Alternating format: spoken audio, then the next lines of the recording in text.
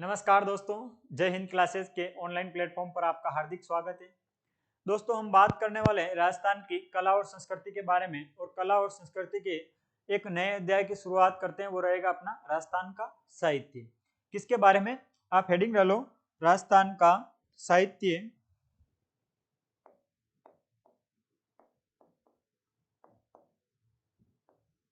राजस्थान का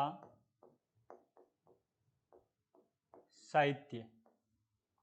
हम बात कर रहे हैं राजस्थान के साहित्य के बारे में। तो साहित्य होता क्या है? साहित्य क्या होता है कि जो पुरानी बातें बीत चुकी है उनके बारे में, या कोई घटना घट चुकी है उसके बारे में किसी लोक कथा के रूप में, उपन्यास के रूप में, या ग्रंथ के रूप में, किसी कहानी कविता के रूप में उनको उल्लेखित करना या उनको लिखना, वो होता है अपना साहित्य। और राजस्थान साहित्य की लिखने की दो शैलियां हैं। कौन कौन सी? एक तो है डिंगल और एक है पिंगल, जिनकी हम पहले भी बात कर चुके हैं कि जो डिंगल शैली है वो पश्चिमी राजस्थान की है, और पश्चिमी राजस्थान में चारण जाति का इस पर सर्वाधिक प्रभाव रहा है। और बात करें डिंगल की अपन को, जो डिंगल है, डिंगल शैली में पदभाग के रूप में इसको लिखा जाता है। किस रूप में लिखा जाता है? तो पदभाग के रूप में इसको लिखा जाता है। और जो डिंगल है उसको लिखना और बोलना थोड़ा कठोर और गंभीर है। क्या है? लिखना कठोर और गंभीर है, और ये वीर रस प्रधान है। कौन सी है? वीर रस प्रधान है। और पिंगल की बात करें अपन, जो पिंगल शैली है पूर्वी राजस्थान में, कहां पर? पूर्वी राजस्थान में प्रयोग, और बाढ़ जाति का इस पर प्रभाव रहा है। और इसको गद्य और पद्य के रूप में लिखा जाता है। किस रूप में लिखा जाता है? गद्य और पद्य के रूप में। और ये जो पिंगल शैली है अपनी, उसको श्रृंगार और भक्ति रस से प्रधान शैली है। किससे? और इसको बोलना और लिखना सरल होता है, कोमल होता है, मधुर होता है, आदि इसमें मधुरताएं पाई जाती हैं। तो आप नोट करें, राजस्थान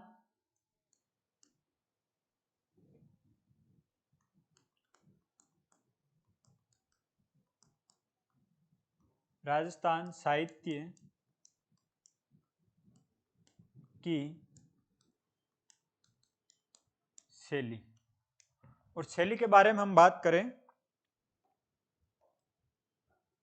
तो एक तो उसका रूप है डिंगल, और एक है पिंगल। डिंगल और पिंगल। तो हम बात करें कि इस पर पश्चिमी राजस्थान में सर्वाधिक प्रयोग पश्चिमी राजस्थान में, और चारण जाति का प्रभाव रहा है। किसका? चारण जाति का प्रभाव रहा है। और इसके अलावा हम बात करें, पद भाग के रूप में लिखी जाती है। पद भाग के रूप में लिखते हैं। इसके अलावा हम बात करें कठोरता, कठोर व गंभीर। लिखना और बोलना क्या है? कठोर और गंभीर है। और फिर हम बात करें वीर रस प्रधान है। कैसी है? वीर रस प्रधान है। वीर रस प्रधान है। पिंगल की हम बात करें तो पूर्वी राजस्थान में, कहां पर? पूर्वी राजस्थान में प्रयोग में ली जाती है। और भाट जाति का इस पर सर्वाधिक प्रभाव रहा है। भाट जाति का प्रभाव, भाट जाति का प्रभाव रहा है। उसके अलावा हम बात करें कि इस पर भाट जाति का प्रभाव है, और ये क्या है? सरल है, सरल है, कोमल है, और मधुरता युक्त है। किससे? मधुरता से भरी हुई शैली है। फिर हम बात करें, इसको गद और पद के रूप में लिखा जाता है। गद व पद के रूप में। किस रूप में लिखा जाता है? तो गद और पद के रूप में इसको लिखा जाता है। और बात करें कि श्रृंगार, श्रृंगार व भक्ति रस, भक्ति रस प्रदान। किससे प्रदान है? तो श्रृंगार और भक्ति रस से प्रदान है। कौन सी शैली? तो वो हो जाएगी अपनी पिंगल शैली। ये तो होती है बात इसके शैलियों के बारे में। जो अब अपन पढ़ेंगे राजस्थान का साहित्य, साहित्य को अपन तीन भागों के रूप में पढ़ने वाले। कौन कौन से? एक तो प्राचीन साहित्य, एक हो जाएगा मध्यकालीन साहित्य और एक वर्तमान का आधुनिक साहित्य। इन तीन भागों के रूप में अपन साहित्य को पढ़ने वाले हैं। तो आप हेडिंग डालें प्राचीन साहित्य, मध्यकालीन साहित्य,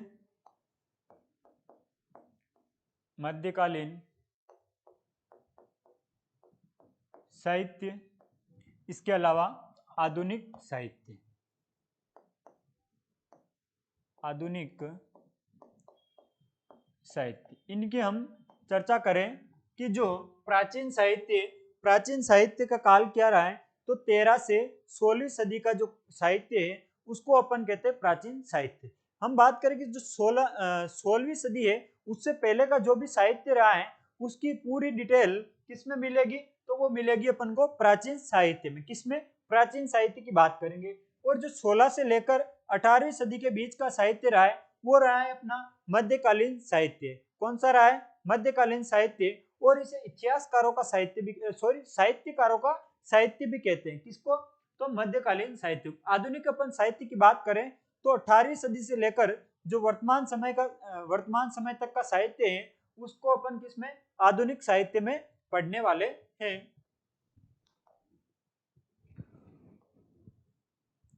पहले बात करते हैं 13 से 16वीं सदी का साहित्य। 13 से लेकर 16वीं सदी का जो साहित्य है वो है अपना प्राचीन साहित्य। और प्राचीन साहित्य को वीर गाथा का साहित्य भी कहते हैं। वीर गाथाओं का साहित्य, वीर गाथाओं का साहित्य। किसका साहित्य? तो ये हो जाएगा वीर गाथाओं का साहित्य। और हम बात करें मध्यकालीन में तो ये है 16 से 18वीं सदी का, 16 से 18वीं सदी का साहित्य। और 16 से 18वीं सदी का साहित्य क्या कहलाता है? तो मध्यकालीन साहित्य कहलाता है। इसी को अपन साहित्यकारों का साहित्य।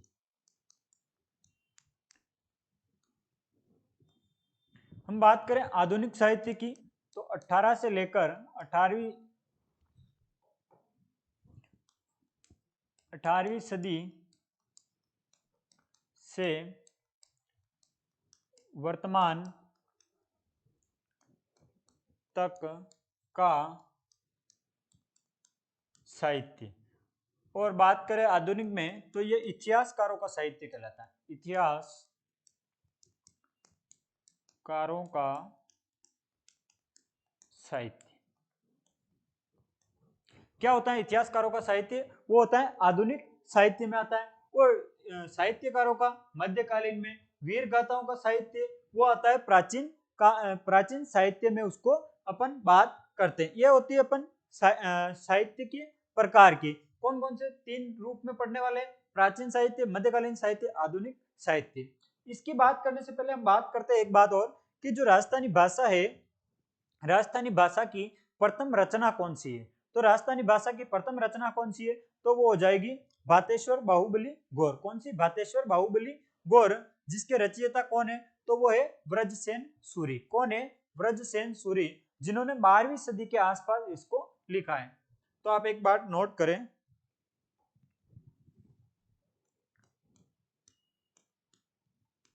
राजस्थानी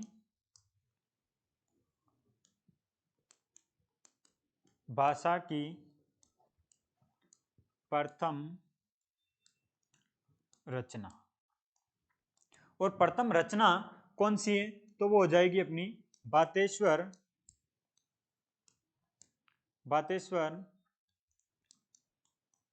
बाहुबली गौर। भातेश्वर बाहुबली गौर, जिसको किसने लिखा है? तो इसको लिखा है ब्रजसेन सूरी। कब? तो 12वीं सदी। ये लगभग 12वीं सदी की रचना है। किसकी? ब्रजसेन सूरि की 12वीं सदी की रचना कौन सी है? तो वो हो जाएगी अपनी बातेश्वर बाहुबली गौर। इसके अलावा और बात करें अपन राजस्थानी भाषा की प्रथम कहानी कौन सी है, कि राजस्थानी भाषा की प्रथम कहानी कौन सी है? तो वो हो जाएगी विश्रांत प्रवास। कौन सी? विश्रांत प्रवास, जिसको किसने लिखा है? शिवचंद भारतीय ने, शिवचंद भारतीय ने लिखा है। इसके अलावा हम बात करें कि राजस्थानी भाषा का प्रथम उपन्यास कौन सा है? तो प्रथम उपन्यास कौन सा है? वो है कनक सुंदरी, जिसको किसने लिखा है? शिवचंद भारतीय ने। और प्रथम नाटक की बात करें तो प्रथम नाटक हो जाएगा केसर विलास। कौन सा? केसर विलास, जिसको किसने लिखा है? शिवचंद भारतीय ने लिखा है। तो इन बातों को भी यही लिख लें।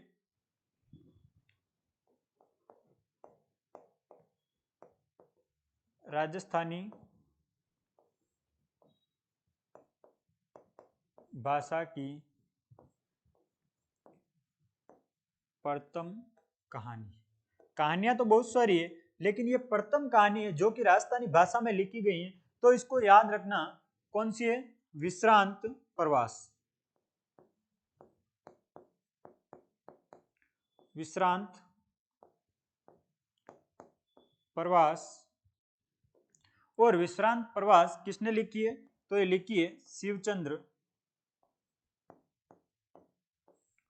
शिवचंद्र भारतीय।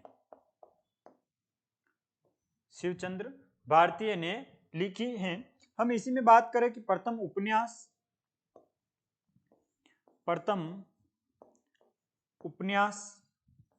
तो प्रथम उपन्यास कौन सा है? तो वो है कनक सुंदरी। कनक सुंदरी किसने लिखा है? तो वो लिखा है शिवचंद भारतीय ने लिखा है। और बात करें इसमें प्रथम नाटक कौन सा है? तो प्रथम नाटक हो जाएगा केसर विलास। केसर विलास। और केसर विलास भी किसने लिखा है? तो वो भी लिखा है शिवचंद भारतीय के द्वारा लिखा गया है। यह बात होती है अपने कि राजस्थानी भाषा की प्रथम रचना कौन सी थी? तो वो थी बातेश्वर बाहुबली गौर। किसने लिखी? भरतसेन सूरि ने 12वीं सदी के आसपास।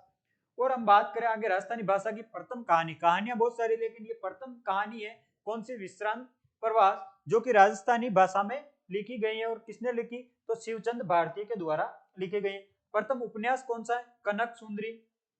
और प्रथम नाटक कौन सा है? तो प्रथम नाटक भी कौन सा है? केसर विलास, जिसको किसके द्वारा लिखा गया है? तो शिवचंद भारतीय के द्वारा लिखी गई है। यह बात होती है अपने राजस्थानी भाषा की प्रथम कहानी कौन सी, प्रथम नाटक कौन सा है, प्रथम उपन्यास कौन सा है, प्रथम रचना कौन सी है, इन बारे में अपन ने देखा। अब हम पढ़ने वाले हैं राजस्थानी साहित्यकार, जो साहित्यकार हुए और उनके कौन से ग्रंथ है। जैसे हम बात करें पृथ्वीराज विजय की, तो पृथ्वीराज विजय को किसने लिखा है? तो वो लिखा है जयानक भट्ट ने। किसके द्वारा लिखा गया है? जयानक भट्ट ने। और पृथ्वीराज विजय ग्रंथ है जिसमें किसकी जानकारी मिलती है अपन को? तो जो पृथ्वीराज तृतीय है ना, उसके युद्ध और उसके विजय, कौन कौन से युद्ध में लड़ा वो और कौन कौन से में विजय हुआ, उसकी जानकारी अपन को मिलती है। हम बात करेंगे पृथ्वीराज विजय के बारे में। ग्रंथ का नाम क्या है? पृथ्वीराज विजय। पृथ्वीराज विजय। पृथ्वीराज विजय एक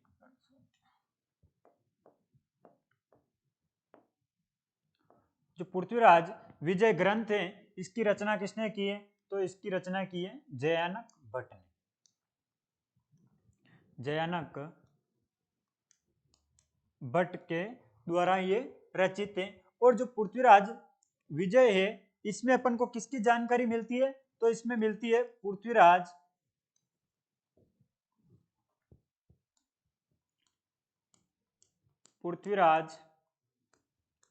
तृतीय। पृथ्वीराज तृतीय के पृथ्वीराज तृतीय के युद्धों व विजय की जानकारी कौन से ग्रंथ में मिलती है जानकारी अपन को? तो वो मिलती है पृथ्वीराज विजय ग्रंथ में इसकी जानकारी मिलती है कि जो पृथ्वीराज तृतीय है या पृथ्वीराज चौहान है वो कौन से युद्ध लड़ रहा है और कौन से में विजय हुआ है। और जो पृथ्वीराज विजय ग्रंथ है ये किस उपलक्ष्य में लिखा गया है? तो ये जो पृथ्वीराज तृतीय है इसके महुआ का युद्ध हुआ था 1182 ईस्वी में। कब? 1182 ईस्वी में। उसमें पृथ्वीराज तृतीय और परमर्ती देव चौहान के मध्य लड़ा गया था, जिसमें पृथ्वीराज तृतीय विजय हो जाता है और उसके उपलक्ष्य में जयानक भट्ट के द्वारा पृथ्वीराज विजय ग्रंथ लिखा जाता है। तो एक बात और लिखें इसमें, यह ग्रंथ पृथ्वीराज तृतीय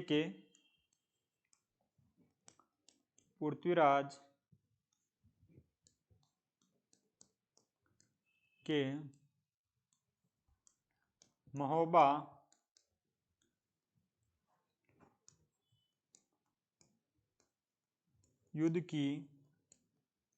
युद्ध के विजय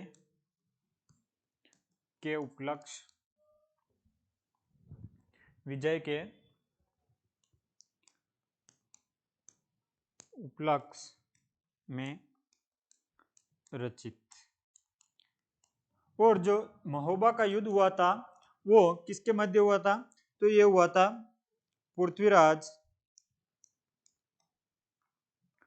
पृथ्वीराज तृतीय वर्सेस कौन था? तो इधर था परमर्ती देव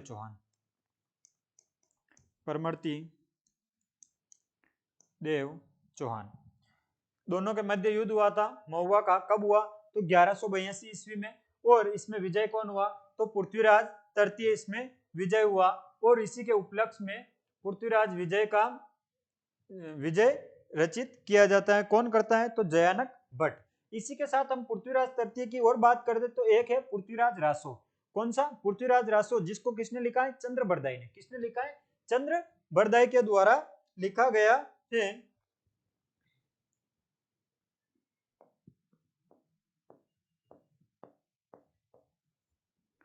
पृथ्वीराज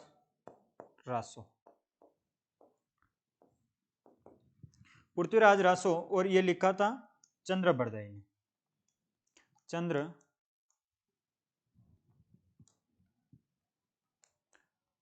बरदाई ने किसने रचित किया है? तो ये किया है चंद्र बरदाई ने, रचना की है इसकी। और पृथ्वीराज विजय ये लगभग 69 अध्याय में लिखा गया है। किसमें? 69 अध्याय में इसको रचित किया गया है। सॉरी 69 नहीं, हाँ 69 में इसको रचित किया गया है। और हम बात करें इसके बारे में कि जो पृथ्वीराज रासो है इसको चंद्र बरदाई के द्वारा पूरा नहीं लिखा गया था। किसके द्वारा? तो इसको पूरा किसने किया था? तो जल्लान ने किया था। इसको पूरा किसने किया? इसको पूरा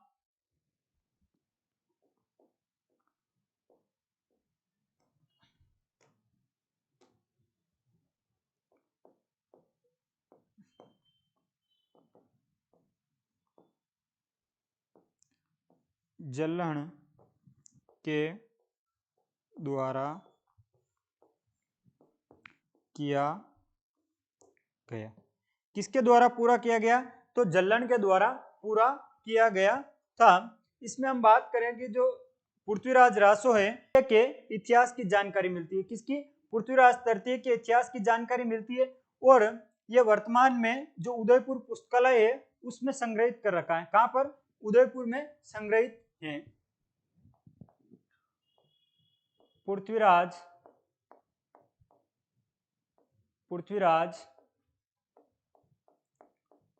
तृतीय के इतिहास का वर्णन। किसका वर्णन मिलता है? तो पृथ्वीराज तृतीय के इतिहास का वर्णन मिलता है। और हम बात करें इसे उदयपुर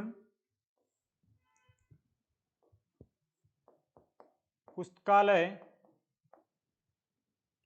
उदयपुर पुस्तकालय में संग्रहित,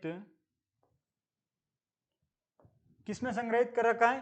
तो उदयपुर पुस्तकालय में इसको संग्रहित कर रखा है। हम बात करें कि जो राजपूत या चौहानों के, जो राजपूत या चौहान है उनको अग्निकुंड से, उनकी उत्पत्ति अग्निकुंड सिद्धांत से हुई है, ऐसा कौन से ग्रंथ में बता रखा है?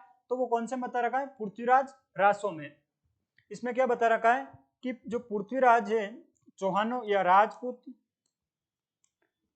राजपूतों या चौहानों की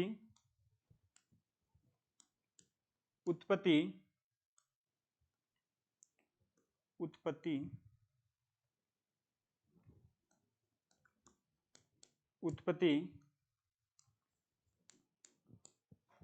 अग्निकुंड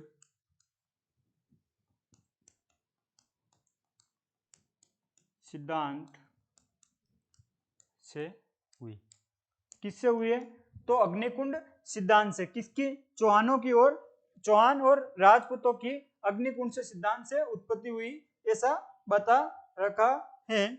और बात करें कि जो पृथ्वीराज रासो है, इसमें और अपन को किस प्रकार की जानकारी मिलती है? तो पृथ्वीराज रासो के अनुसार जो पृथ्वीराज तृतीय है उसकी मृत्यु कहाँ पर हुई? तो गजनी में। कहाँ पर हुई? जो वर्तमान में कहाँ है? तो अफगानिस्तान में पड़ता है, वहां पर इस मृत्यु हुई थी। किसकी? पृथ्वीराज तृतीय की।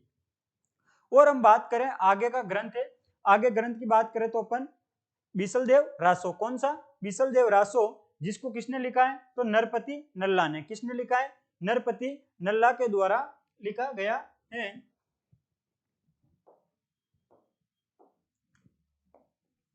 बात करें अपन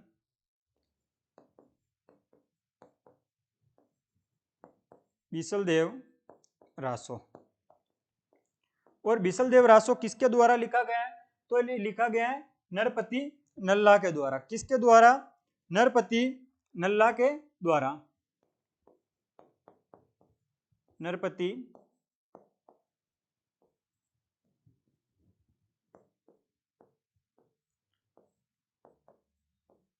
नरपति नल्ला के द्वारा। और जो बीसलदेव रासो है, इसमें अपन को किस प्रकार की जानकारी मिलती है कि जो बीसलदेव किसको कहते हैं अपन? तो विग्रहराज चतुर्थ। विग्रहराज चतुर्थ कौन है? अजमेर का शासक था। कौन था? अजमेर का शासक। उसके बारे में अपन को बीसलदेव रासो से जानकारी मिलती है कि जो बीसलदेव रासो और राजमती, कौन? राजमती के प्रेम प्रसंग की कहानी अपन को कौन से ग्रंथ से मिलती है? तो वो मिलती है अपन को बीसलदेव रासो से।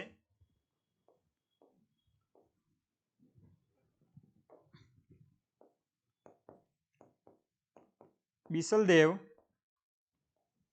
व राजमती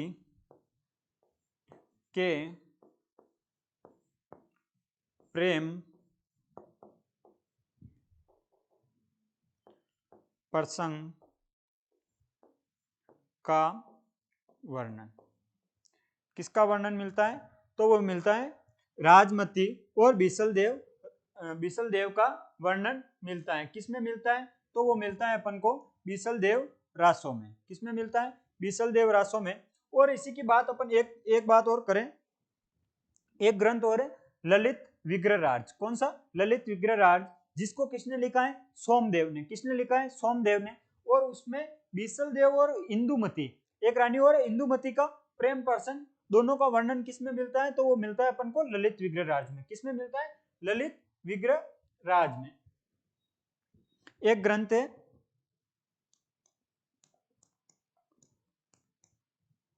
ललित विग्रहराज। कौन सा ग्रंथ है? ललित विग्रहराज।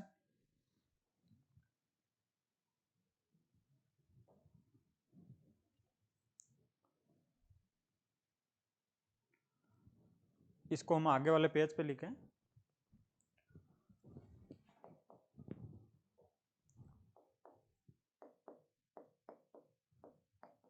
ललित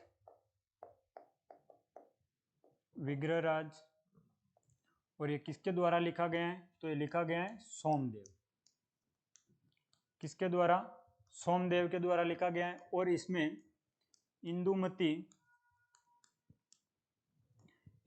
व बीसलदेव के प्रेम प्रसंग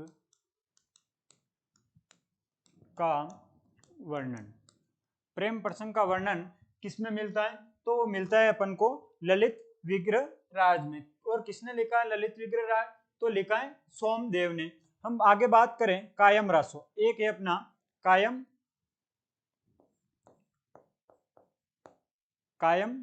रासो। और कायम रासो किसके द्वारा लिखा गया है? तो कायम खां के द्वारा लिखा गया है। और इसमें क्या मिलता है कि चौहानों को वश गोत्रीय से उत्पत्ति हुई है ऐसा बताया गया है। किससे? कि जो चौहान है उनकी वश गोत्र ब्राह्मण से उत्पत्ति हुई है। किसने लिखा है? कायम खां। चौहानों की उत्पत्ति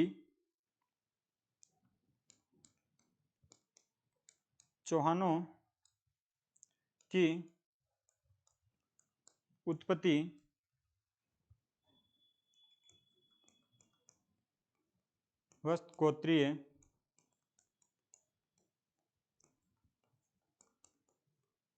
ब्राह्मण से बताइए। किसमें बताइए? तो वो बताइए कायम रासों में। और चौहानों की उत्पत्ति वश गोत्रीय ब्राह्मण से बताइए, यही बात अपन को बिजोलिया शिलालेख से मिलती है। किससे? बिजोलिया शिलालेख में भी चौहानों की उत्पत्ति वश गोत्रीय ब्राह्मण से बताई गई है। किससे बताई गई है? तो वश गोत्रीय ब्राह्मणों से बताई गई है। हम आगे बात करें छत्रपति रासो। कौन सा? छत्रपति रासो। और छत्रपति रासो किसके द्वारा लिखा गया है? तो छत्रपति रासो काशी छंगाणी के द्वारा।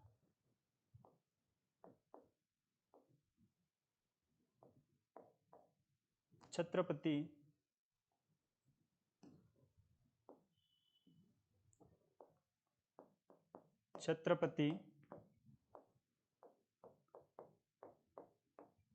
रासो। और छत्रपति रासो काशी छंगाणी के द्वारा लिखा गया है।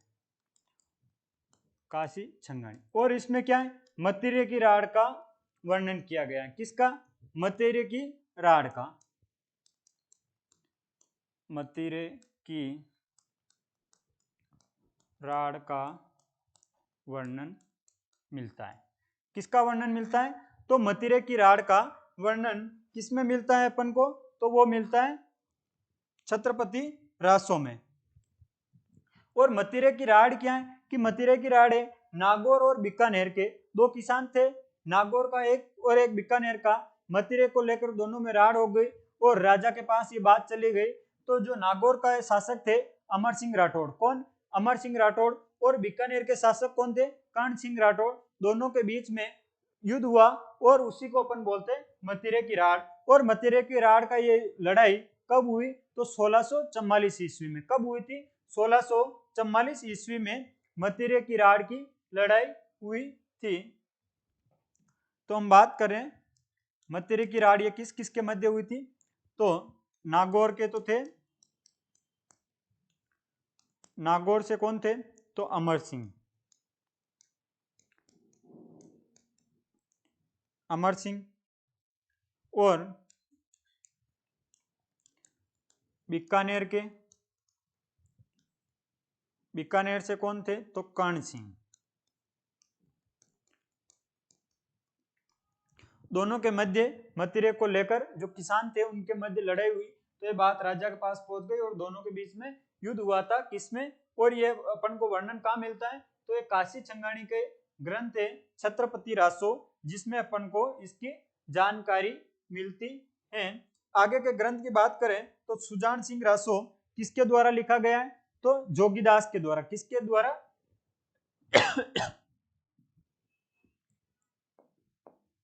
सुजान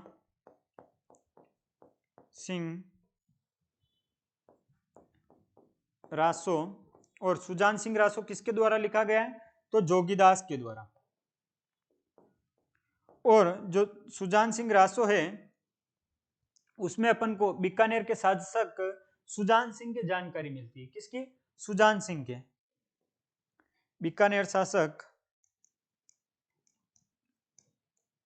बीकानेर शासक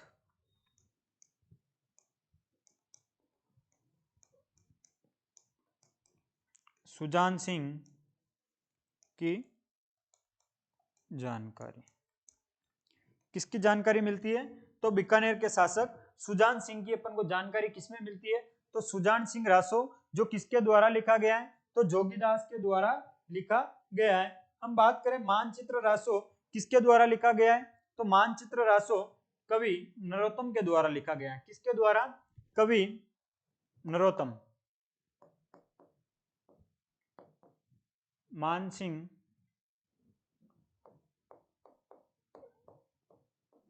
मानसिंह रासो, और ये किसके द्वारा लिखा गया है?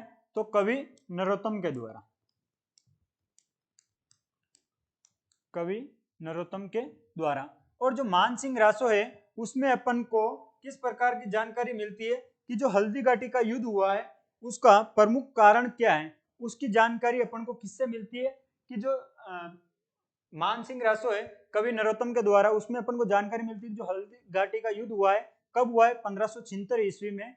उसका प्रमुख कारण क्या बताया है इस ग्रंथ में? तो वो होता है जालोर का आक्रमण। कौन सा कारण बताया? जालोर का आक्रमण। इसके अनुसार, इस ग्रंथ के अनुसार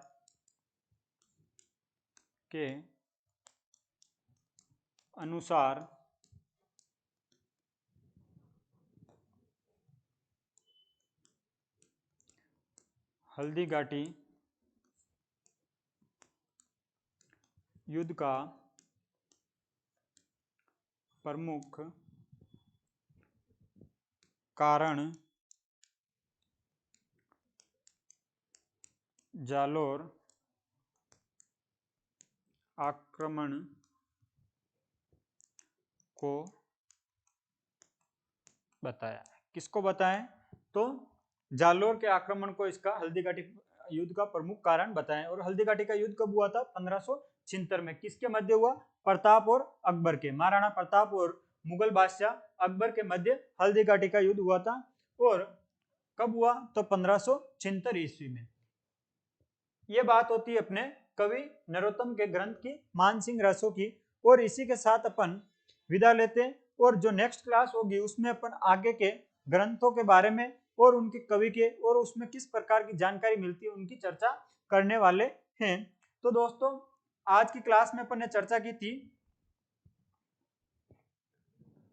शैली के बारे में कि राजस्थान साहित्य की प्रमुख शैली कौन सी है, और डिंगल और पिंगल। फिर अपन ने राजस्थान जो साहित्य है उसको 3 भाग में अपन पढ़ने वाले कौन से? प्राचीन, मध्यकालीन और आधुनिक। फिर अपन ने बात की थी कि राजस्थानी भाषा की प्रथम रचना कौन सी है? तो वो है बातेश्वर बाहुबली गौर किसने लिखी है? व्रतसेन सूरि ने। प्रथम कहानी कौन सी थी राजस्थानी भाषा की? तो वो थी विश्रांत प्रवास, किसने लिखी है? शिवचंद भरतिया ने। और उपन्यास कौन सा था? कनक सुंदरी। नाटक कौन सा था? केसर विलास, जो किसने लिखा है? शिवचंद भरतिया के द्वारा। फिर अपन ने जो प्रमुख ग्रंथ है और उनके रचनाकार कौन है और उसमें किस प्रकार की जानकारी मिलती है अपन ने उसकी बात की। तो वो था पृथ्वीराज विजय, पृथ्वीराज रासो।